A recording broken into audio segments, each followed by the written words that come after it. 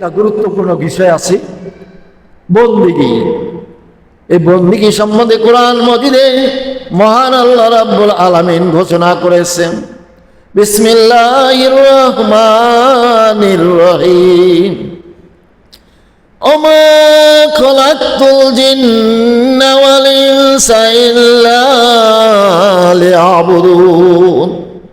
আল্লাহ রাব্বুল আলামিন বলেন, আমি জিন এবং মানব জাতিকে একমাত্র আমার বন্দিগি করার জন্যই সৃষ্টি করে আছি। কোরআনের এই আয়াত অধিকাংশ কোরআন পাঠকারীরাই জানেন আল্লাহ রাব্বুল আলামিন জিন ইনসান তৈরি করেছেন একমাত্র আল্লাহর বন্দিগি করার জন্য।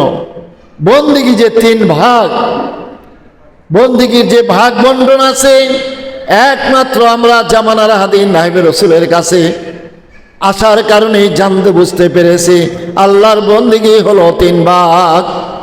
আল্লাহর বন্দিগি কয় ভাগ? তিন ভাগ। আত্মার দ্বারা রুহানি বন্দিগি, দেহের দ্বারা জিসমানি বন্দিগি, মালের দ্বারা করতে হবে মালি বন্দিগি। তাহলে বন্দিগি যে তিন ভাগ, আজকে আখিরাতের হাজি নাইবে রসুলের কাছে আসার আগ পর্যন্ত এই ব্যাপারে কি আমাদের কোনো জ্ঞান ছিল? ছিল না। আজকে নাকেস আলেম, নাকেস বক্তার কারণে বন্দিগির রূপরেখা ভাগবন্টনটাও বিলুপ্ত হয়ে গেছে। আল্লাহ আমাদেরকে আখিরাতের হাদি নাইবে রসুলের মাধ্যমে জানা বোঝার তৌফিক দান করেছেন। আল্লাহ তাআলার বন্দিগি হলো তিন ভাগ, আত্মার দ্বারা রুহানি বন্দিগি, দেহের দ্বারা জিসমানি বন্দিগি, মালের দ্বারা মালি বন্দিগি। এখন আত্মার দ্বারা রুহানি বন্দিগি কাকে বলে? আমরা সবাই জানি, যারা ছাত্র আছি, পুরান ছাত্র, আত্মার ভিতরে দুই ধরনের স্বভাব আছে, ভালো এবং মন্দ।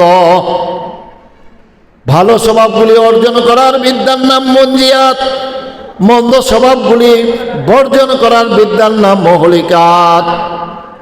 এই মহলিকাত মৌলিকভাবে 10, মঞ্জিয়াত নাজাত দানকারী সৎস্বভাব 10। এই 10, 10, 20 এক একটা অসৎ স্বভাবের পিছনে আছে আবার 4 প্রকার মাসালা, তারিফ, আসবাব, আলামত, এলাস। কথা বলেন না, খেয়াল করেন এদিকে। এই নুরুজ্জামান কথা বলো, ওদিকে কথা বলে বক্তার ছোট।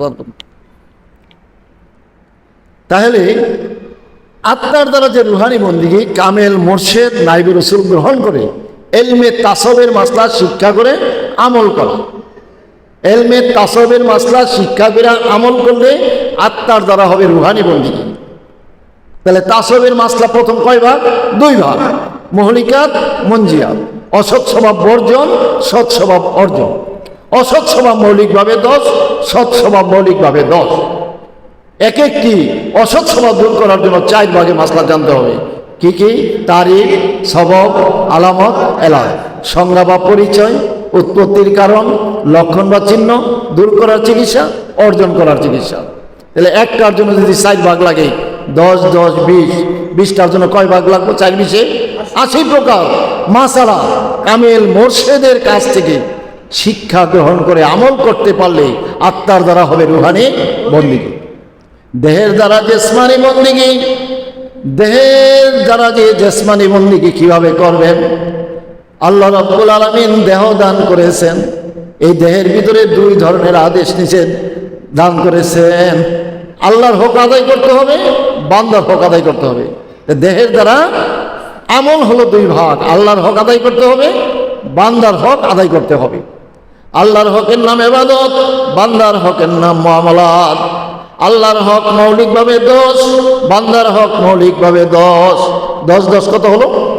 এই 20 প্রকার মাসালা কামেল হাদি নাইবে রসুলের কাছ থেকে শিক্ষা গ্রহণের পরে আমল করতে পারলে দেহের দ্বারা জিসমানি বন্দিগি, আর মালের দ্বারা মালি বন্দিগি।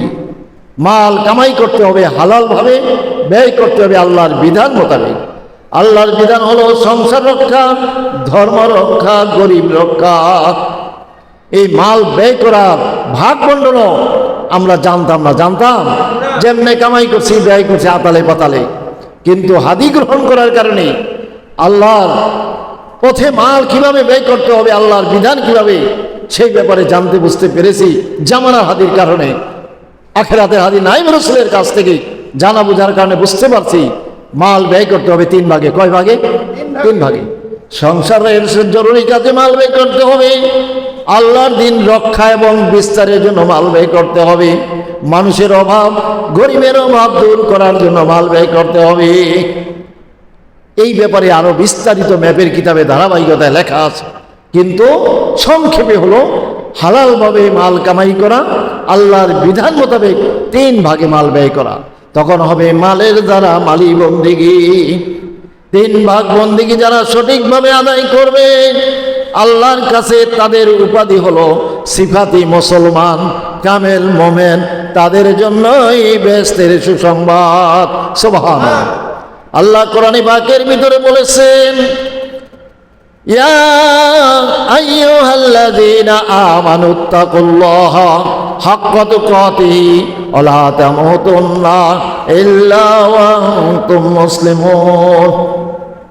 আল্লাহ তাআলা ঈমানদার ব্যক্তিদেরকে বলেন, হে ঈমানদার বান্দাগণ, তোমরা আল্লাহ তাআলাকে সঠিকভাবে ভয় করো, ভয়ের হক আদায় করে ভয় করো, আর তোমরা মৃত্যুবরণ করিও না ইল্লা ওয়া আনতুম মুসলিমুন, খাঁটি মুসলমান না হইয়া এই দুনিয়া থেকে তোমরা মৃত্যু মুখে পতিত হইও না।